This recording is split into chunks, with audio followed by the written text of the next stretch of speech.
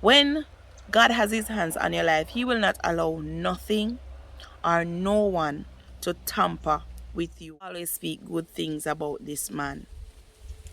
Always. Even when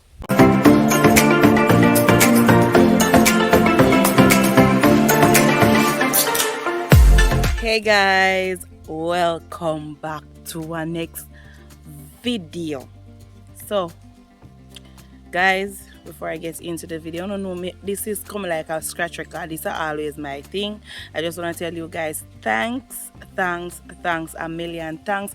Today me carry on in the banana walk with me, understand? So we are go whole a little reasoning in the banana walk. Thanks a million for all who have been liking, subscribing, coming over, commenting about the revival and all of these things. Me see uno comment and uno see me respond back to all of them, and I just want to thank you guys. I just want to say that listen to me. God is indeed good and doing a new thing and a new work over here. And somebody said this. And trust me, guys. Trust me. I know like the rest of the comment no stand out and want to encourage me. All of the comment them from who I say I'm doing good, I'm inspiring, I'm this, I'm that. All of the comments them. Oh my God. Me wish me could have all of them in a memory box just a fly out there. But I just want to say thanks. So guys, as you all see by the title down below, what I will be talking about and today. You know me don't go know my experiences them, me don't go tell you the truth and all of those things. I oftentimes say this. When you speak about your past, it's not that you are carrying your past, but it is your testimony, how you cross over. Because I get to understand that there are people out there that are going through situations, and guess what happened? Why this cane trash want come cane something want come bother me? And guess what happened? Because nobody is talking about what they have been through, how they overcome it. You have some persons, and this is how suicide comes in, and this is how depression comes in, because nobody is there to speak the truth. Everybody bury their true self within, do not want to speak and how they used to feel or what they used to do. And my sister over there is struggling with the same thing, but she won't talk because guess what happened? You are not telling her your side of the story of what you have been through to build her up. So we're gonna talk about how I mourned my child's father for actually 10 years. Like 10 years I mourned this man. And literally, guys, some people would have say, you're dumb, you're stupid, why you do this? Me, I have no idea why I do it. But this is how it always happened. He died Christmas Eve. So you always hear memories don't live like people do. They always remember you. So when you have a memory in your head, it's like when that time comes around, then I don't know if it's something with the brain or what, but it just kick in. You will try to forget it, but you won't. That is how memory is.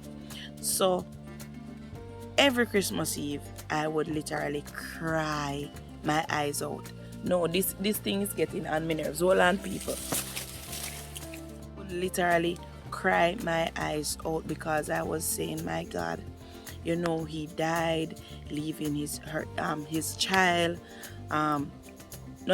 two children, a boy and a girl. And I would say, oh my God, you know, get to see what them become, how them mash up them book, how he would be proud. Like, yes, I know she have my husband, my child. I can speak on my child. I know she have my husband. I know my husband see her as his daughter, and she see him as her father.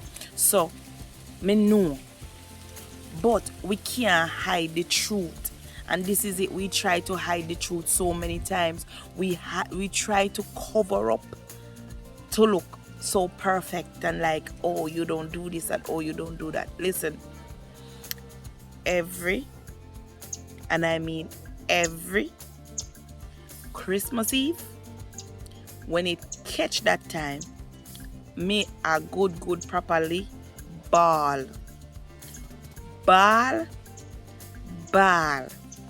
I said it in a previous video that when he just passed away, or little after he passed away, maybe at 2 years or so, or 1 year, I would sit down and literally remember him and just start cry again. And sometimes me I cry and my husband will walk past me and see me I cry, and like he literally knows that I am crying for this person. And it's not that I don't want to stop, I just can't stop. Me never know how to stop. And sometimes it feels good because you actually let out your emotions, you know, and battle it up inside. And I think that is what we need to stop battling up how we feel inside, because we are scared of what others might say or what others might misspell our action and interpret it their own way, and they will say this and they will say that. But we have to just know, say, listen, you do this because this is the real you and this is how you are feeling, so you do this. It gives you comfort, it brings you relief, and you do it. All right. So every Christmas Eve night I would cry. Me gone back in a memory, start remember how it all happened and all of that. And I always speak good things about this man, always. Even when I know that, because that is just me. Me always tell God, me say, God, allow me to see the good in people. No matter how we look, just allow me to see the good in them. So me always speak good about him, because sometimes you have to use the good to outweigh the bad. Alright? So I always speak good about him. I put him up, always doing those things.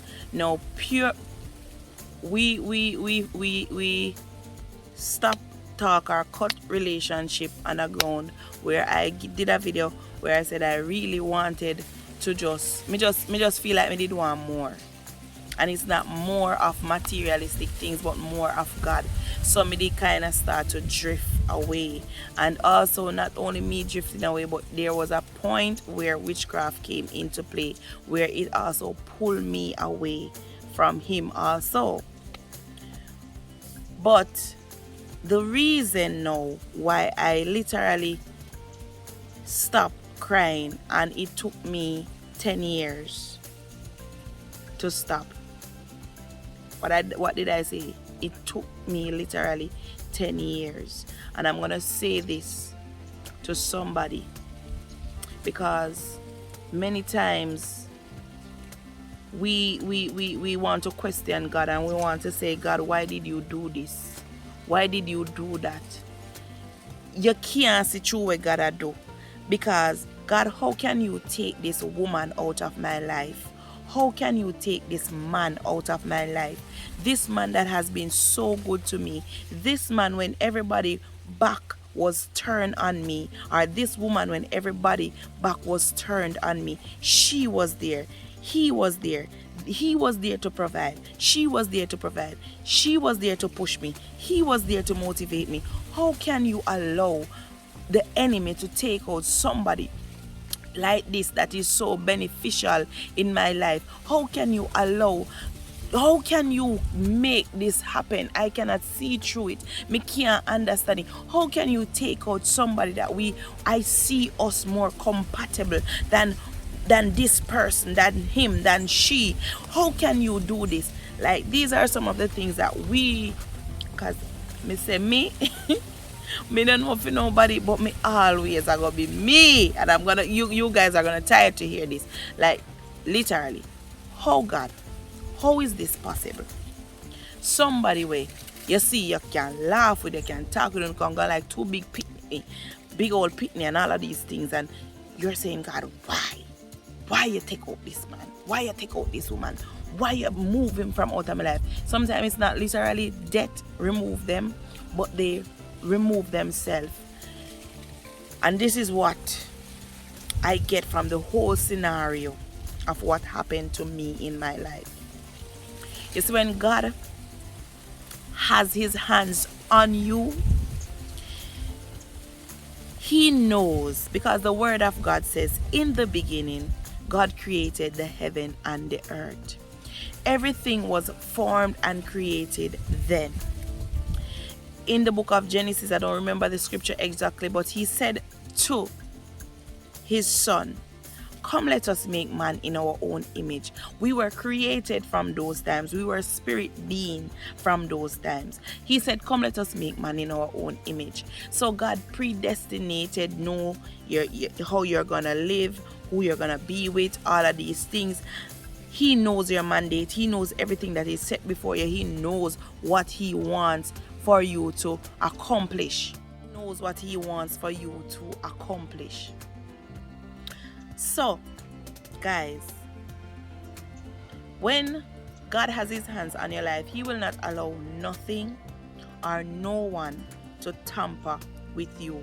You may not see what he is doing, because nothing that God does will be sweet and nice when it comes on to you getting to where you are to go. You ever hear about the threshing floor? You have to be beaten, you have to be pressed, you have to be crushed in order to get out the wheat.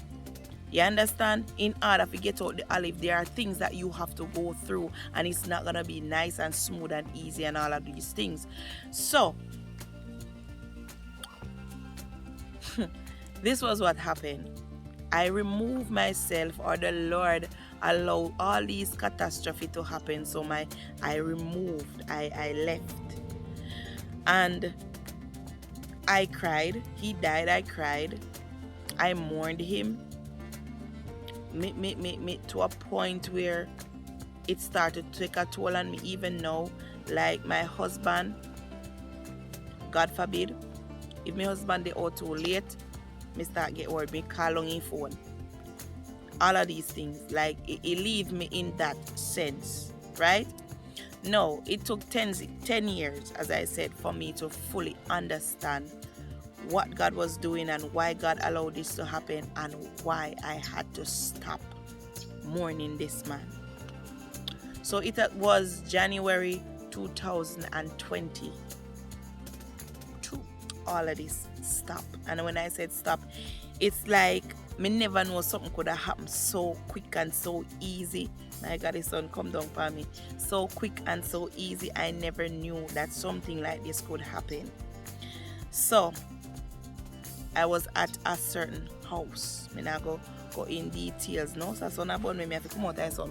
Alright, so yes guys, I was at a certain house. So while I was there, a conversation struck. This is how God works. And we can't phantom God. We can't understand why God do things and when he do. But just know and ensure that everything we do is for a reason and a purpose. So I was there and a conversation came up. And in the conversation, his name came up also. So while there and talking, the person said that this man that I speak so well about, and that's why trust for me is something that trusts me. And this man that I speak so well about, this man that I give to the world, that is so nice and yeah, and I don't take it back either. This man, right, actually guys was planning my own DEATH in a form of SUICIDE.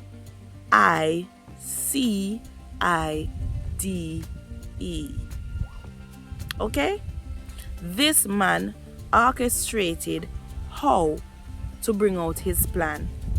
And it took 10 years for me to find out this. The man called this person to let this person know that tell him that I am going to end it all because he is stressing me out. And I told him to go and watch the news because it will be coming on the news. Me and this man no hold that talking, none at all. I have never said any such thing to him, none at all. So when I put 2 and 2 together, I realize that the story that I gave to you guys about the thing that he gave me in the matches box was all part of everything that he was planning. So he was planning for it to look like I took my own life. And so he was buttering down this person, so when it happened, it wouldn't point to him, because he had already told that person that I said I am going to do this to myself and he should watch the news. This is where I suck it up and I draw the line and I say enough is enough. And instantly, it's like something came over me that said, listen me, no, you know why? Because I remembered when he just passed, I went to the apostle. I was not engaged or married as yet.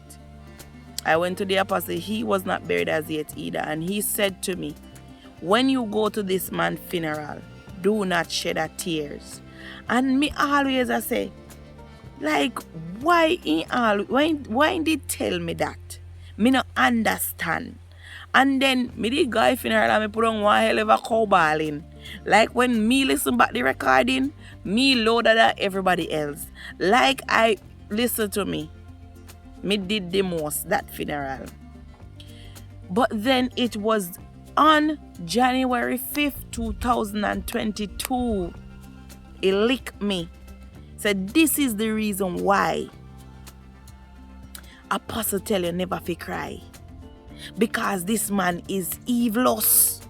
This man had this intention for you. But God stepped in. And this is why I'm saying this to say that yes, when God have his hand on you and God know that you're not finish your purpose in the earth, he will not allow nothing or no one to take you out before the time. He will not allow it. And this is how I prove that God loved me one more time. Because he knew what this man was up and about. He knew what was in this man's intention. But he said, listen now, me nah make you take out my daughter. Me I go step in and save my daughter life. And that night, when I heard all these things, I came home, I burned his pictures that I used to save up.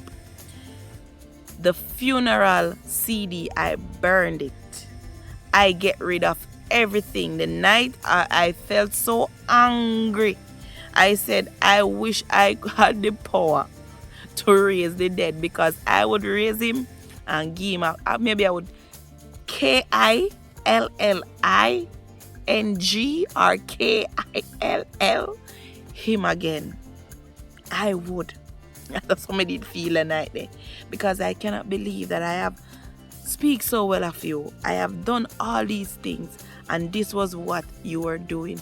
And then I said it to someone and the person said to me, and this is where I laugh, the person said to me, that is why God allowed you to mourn this long and for it to happen when he is not here. Because maybe if it had happened while he was still alive, you found out these things, you would lose your salvation. Maybe something would go bad. But God allowed it to happen when he is no more. And I'm telling you, I look at it and I laugh. I laugh. So I'm just using this story to encourage somebody that listen. When God takes something out of your life, because I know everything come out of your life by the devil. And then again, the devil some have to get permission.